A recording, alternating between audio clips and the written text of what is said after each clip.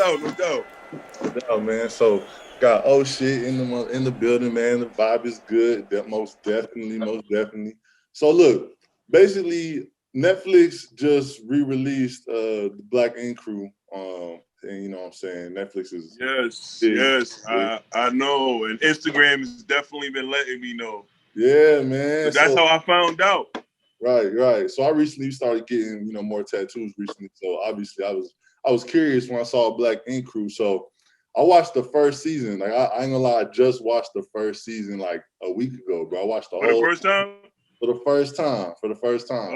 Okay. So you being on that show, and Netflix just re-releasing it, have you gotten a big ass wave of attention?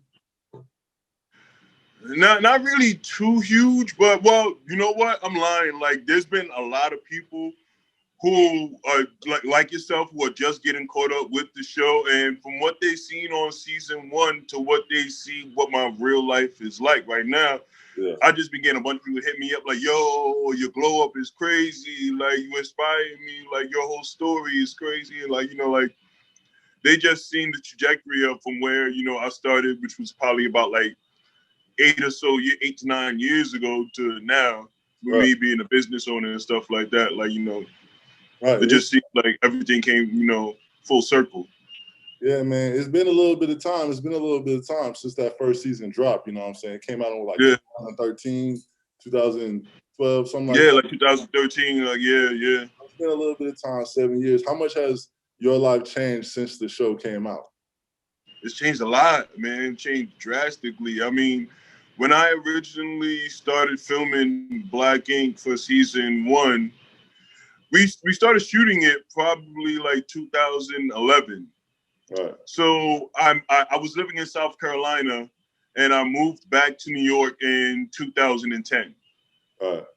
To like 2009, 2010. So I was still like fresh to being back in New York. Like I was living in South Carolina for 8 years, and I was working at Black Ink, and there was a lot going on. I just had a breakup with my child's mother, so like I was living with my sister, but we was basically like on the verge of being homeless and stuff like that. So now, like I went from on the verge of being homeless to having a huge house That's a blessing, here in man. Atlanta. That's a So, blessing. That's yeah, real. yeah, it's definitely a blessing. That's a blessing, man. It probably feels amazing being able to really not only just survive but to thrive off of your art. You know what I'm saying? That's my goal. Yeah, and like I've always like I had a few like legitimate jobs, but I've mainly been, just like tattooing and making money off my art for a long time, and like I know that it's a blessing to be able to do something that I love every day Yeah. and make a living off of it. You know what I mean?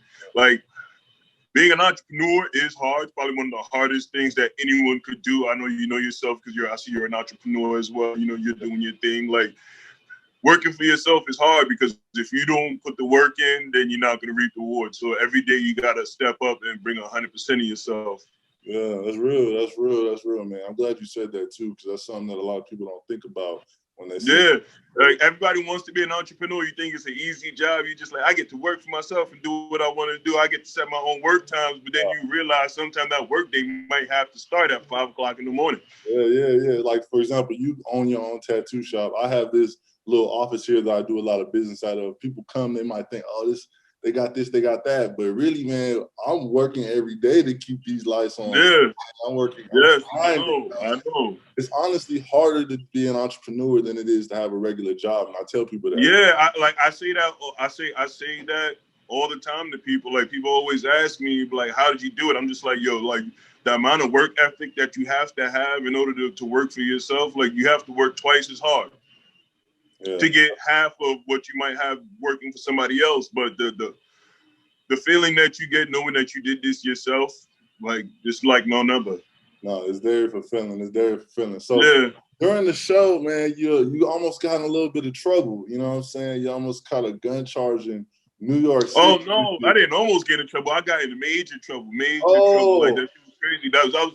That was something like I ain't gonna front, like it hindered a lot of my growth because I had to go through that whole process. And I mean, like I was still dealing with it up until last year. Last year, that's when I finally got off of probation. Oh wow. So yeah. Yeah. So you So just like I was dealing with it for a long time. wow. So you just got off probation for a charge that you caught back in 2013. Yeah, Wow. for a crime that like, and it like that whole thing was so crazy because like I was very green. I didn't know anything about like the legal system like that because I would never been arrested for anything like that. But come to find out, I thought that the lawyer that they gave me was like VH1's lawyer because like they picked the lawyer for me because I was, you know, in jail. Obviously, I didn't get a chance to pick my own lawyer. So Right. they gave me this lawyer that I wound up having to pay, I think, like $40,000 to. Come to find Woo! out that this lawyer, he was horrible, horrible, and like he didn't really give a fuck about me. For him, I was just, you know, like a cash cow. Yeah. There was this black lawyer who was reviewing my case after my case was all said and done. He walked up to me. I was at the bank going to the ATM. He walked up behind me. I'm just like, who the hell is this walking up behind me while I'm at the ATM? They about to catch it. And he was just like, sorry to walk up on you like that. You know, I just wanted to let you know, like, I'm a lawyer. I was reviewing your case. And I just want to tell you all the ways that your lawyer mishandled your case. And if you would have had, you know, a different lawyer, a brother, a black lawyer, somebody who actually cared about you, you could have gotten off completely free because, like, you know, like you seen the show, like it wasn't my gun, it wasn't in my possession. I didn't even know that the gun was in the car, like, you know, a whole bunch of other stuff. And they did a illegal search and seizure. Oh man, I didn't know all that. Yeah. That's crazy. That's crazy, man. So did the show ever try to help you with any of those legal fees or anything like that? Nope, I paid for it all myself. Wow. Was there any time that you might have been afraid that you might have missed some opportunities because of the situation? No, at that point in time, not really, because while the show was happening during the first season, although we were filming the first season, the show wasn't really on television, so no one knew who I was. Right. Still, like unless you know, like you knew me from like knowing me, like I wasn't on television yet. And even after the first season, people watched the show, but it was a gradual thing. I would say until about like season 3, season 4, until like people started to forget about the stuff that happened in season 1. That's when the celebrity started to change. Right. Okay, that makes a lot of sense. So going back to something else, man, representation is everything, you know what I'm saying? And me watching that show, Yeah. Black Crew, it definitely like made me open my eyes and start really searching for black tattoo artists, you know, because I'm from Phoenix, Arizona, and let's be real, in Phoenix, Arizona, this state is not a majority black state. So I got a couple of tattoos. Yeah, I know that. But I did hear that Phoenix, Arizona has a huge tattoo culture that's out there, but there's not a lot of people of color. Exactly my point. So I've got some work done on myself, some tattoos, and both the tattoo artists that tattooed me they did amazing work, but they weren't black, you know. And I always get a little bit worried, like I'm not gonna have the same confidence as letting somebody who's not black cut my hair. Well, I mean, like who's black, you know what I'm saying? You're supposed to. Not every. All right, look, it's so hard. I mean, like, there's a lot of talented artists who I know, but they can't tattoo black skin. Yeah. There's a lot of amazing artists out there who really can't tattoo black skin. I mean, like there is a huge difference from tattooing white skin to tattooing dark skin. Yeah, man. So I have a lot more confidence, you know, not to say that other tattoo artists aren't, you know, very talented, but I'm always gonna have more confidence in a black tattoo artist because they have the same skin as me. They know how the ink is gonna react. I'm not a tattoo artist, so I don't know the ins and outs, but you know what I'm trying to. So basically, did you ever notice like an incline on black artists since the show has come out? Oh, most definitely. I mean, whenever the show first started, I remember some black tattoo artists would reach out to me and they would be like, "Man, you guys are misrepresenting the culture because you guys aren't showing the art, the creativity, the art, the tattoos." And I used to tell them like, this is my job being on this show, and granted, like we film us doing tattoos, but we have no control over the editing and which tattoos they're actually going to show on the show. Right. And you know, like after that, after like a few seasons in, then we started to notice that things started to pick up, and we started to inspire a lot more people. Like during that time, like during the beginning, I remember a bunch of young black tattoo artists used to reach out to me, tell me that they looked up to me, I inspired them, and I was just like, that's dope, because I try to help anybody I can who's trying to get into this business, because I remember when I was coming up, I tried to get jobs everywhere, and like I used to get shut down left and right. Yeah, and man, I actually think that you said that. I really appreciate you taking this interview, bro, because I'm grinding, man. I DM so many people every day, you know what I'm saying, and they don't even get it, you know what I'm saying. So for the fact that you just to reach down and help me grow my platform, bro, I highly appreciate that, man. Like No doubt, no doubt. But back to the conversation. You are in Atlanta now. Yes. How long? Atlanta. Yeah. In Atlanta. I came out here. Once Caesar opened up the Black Ink Atlanta, and just coincidence, because my wife, she had an interior decorating business at the time, so like her clients were out here. She's just opened up the shop, so we came out here to do some installations in some people's houses, and we saw how huge these houses were for the prices, and I'm just like, babe, yo, we gotta go to Atlanta, because we paying $2,000 for a 2-bedroom. 2-bedroom is really like a 1-bedroom that they converted into a 2-bedroom. I need some space. Like, you know, like I got hella kids. I need some space for these kids to run around. And like, I've been in the city for so long already. Like, I just need to, you know, scale back and do my thing. Like, I can't grow in, you know, this small apartment, you know. That's real. But Atlanta, you know, it's known as like, you know, it's known as the Black capital of the United States, you know. Yeah.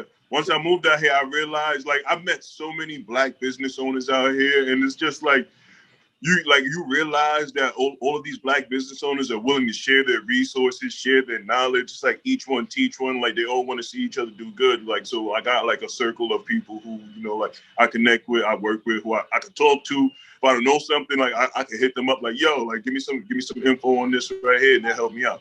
Yeah. So how often do you tattoo people who aren't Black, living in Atlanta, living in Chocolate City? How often do you tattoo? Oh, I tattoo. You said, how often do I tattoo people who are Black? Who aren't? Who aren't? Yeah, who aren't. I have a couple of customers. I mean, like, majority is Black folks, you know, Black owned business for Black, you know, clientele. Like my shop is in a Black community, like, but we also have a huge Mexican population who we tattoo, because, you know, we right here in the hood, like in the location that we're at. Like I've been trying to look for an artist who can speak Spanish, because like a lot of these people, like they speak straight Spanish. Like I be using the Google Translate to communicate with them, and like they don't give a fuck. They just want to come to where it's good. Oh, okay, that's dope, man. So you got people who don't even speak English trying to get tattooed. Yeah, they don't even speak no English at all. That says a lot about your work, man. They just trying to get the ink. So Drip Tattoos, that's the shop. Yes, sir. Drip Tattoo Collective. When did you open that? I opened it. It's gonna be 2 years this summer. Congratulations, man. Yeah. What's it like? Yeah. Originally, I was gonna start an ink line called Drip, and then it wound up transforming itself into the tattoo shop, because like if you ever noticed any of my art, all of my artwork has like the drips in it, because like I grew up in the graffiti culture in New York, so everything has to like look gritty, have drips in it, you know, kind of neat but messy at the same time. So like at first I was going to name the ink line after that, and then I was just like, nah, let me just open up the shop first, and then we can work on the ink line, because I know that I have ties to a lot of people in the tattoo community, but I didn't want to sell my ink line if I didn't have my shop, because eventually I'm going to have my shop also be a wholesaler to sell tattoo equipment as well eventually. But, you know, got to take steps to do that. No, you're doing a lot, man. That's really cool. Yeah. It feels good owning something and being the boss, you know what I'm saying? You showed your skills on the show that you can run the shop, you know what I'm saying? But it's always different when it's actually yours. You have a lot more pride in it, you know what I'm saying? So yeah, this is my pride and joy right now. Man, definitely. So you've been tattooing for how long? I've been tattooing for about like 16 years now. Have you ever messed up on a tattoo? Oh yeah, most definitely. I've been tattooing for 16 years. Nobody's perfect. I mean, like you learn a lot about tattooing in 16 years. Right. No real major problems though. Nah. Right. I mean, like nothing that's not fixable. Like there's a few of my pupils who I did tattoos like whenever I first started, who like they were just like, motherfucker, you don't make me come out to Atlanta. You gotta fix this. I'm just like, man, like it looked good back in like 2007, 2008. Yeah. The tattooing has changed a lot. You know what I'm saying? And Yeah. people just keep getting better and better. Are there any tattoos that you've done that have just really stuck with you over time that you just really love?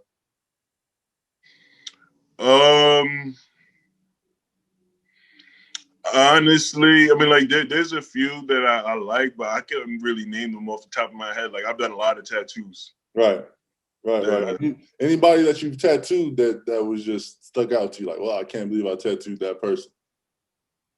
Um, Probably just like tattooing my mom's. I would have never thought that she would have ever got a tattoo. But not my birth mother, but like like my mom basically. And who is I would that? have never thought she would. Huh? Who's mom's to you? My mom's like after my real mom's passed away, like she stepped in, helped, like take care of me and stuff like that, made sure I had a roof over my head, all that good stuff. That's real. I didn't know that. Yeah.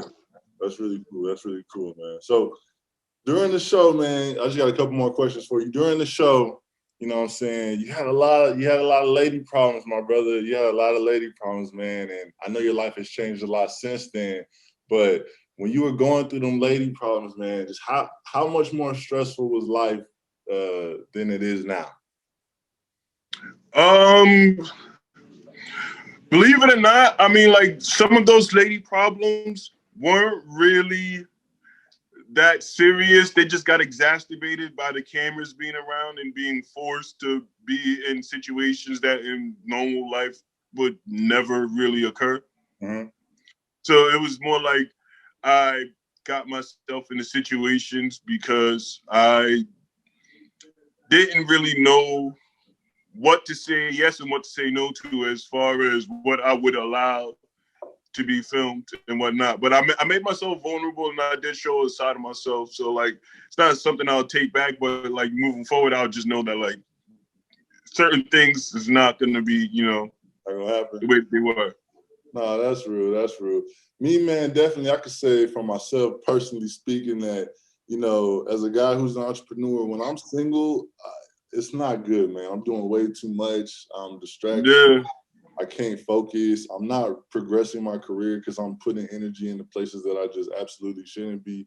So, I'm in a relationship now, and definitely when I'm in a relationship, I'm more focused. I'm just not in my phone. Yeah, it's like you can really see the full picture. Like your mind isn't clouded. Like judgment, like it's on point. Like you know what you're chasing. You're chasing the bag. You're not chasing anything else. Exactly. So how important is it to have a real supportive woman in your corner as a man who is out here really trying to make something? Honestly, as a man who's an entrepreneur who's really trying to become something, like having a supportive woman is the most important thing to your growth, because it's easy to do it by yourself, but like you always need a partner with you, because whatever your vision can't see, you can have somebody else there who sees the bigger picture, like who sees what you can't see, and then you guys can collaborate on what avenues you should go to actually, get to the finish line, or at least get to the next finish line, because like life is about growth. Like there is no real finish line. It's all about trying to get to the next goal and get to the next goal and get to the next goal. Yeah, man. But it's always good to have like a woman who's there to really like focus you up, because sometimes like I know me, I get caught up and like I be doing stuff and I'll be like, what? Yeah, oh my God. Like we all got different personalities. That's not to say that you need a girl to be successful. I don't know. I don't want anybody to misconstrue up. But if you are a man, no, interacting with ladies and stuff like that, it is just so much better for you to have a woman who really is on your team, who really wants to be there for you, you know what I'm saying? Because I'm sure a lot of women come along as the success comes, and those women aren't. That's a fact, yeah. But I mean, like for me, it's different because I mean, like my wife, she's also an entrepreneur, so like she helped me with my business, and I help her with her business. So like, it's like like it's always just like and she's an employee at my business, and I'm an employee at her business. So like we're always helping each other, and like I realize that you can't do everything all alone. Right. That's real. You could, but I mean, like it's gonna just be more work on yourself. And I don't got a lot of money to keep on hiring people. Nah, man, that's the best way to put it, man. So, do you still keep up with anybody from the show? Yeah. I just talked to C's. I think like yesterday. I keep up with people, but I mean, for the most part, like, you know, I miss my guys. I don't really get a chance to see them the way that I used to because, you know, I live out here in Atlanta, and, you know, work and family, like having all of these kids, like it takes a toll on me. I don't get a chance to really do much.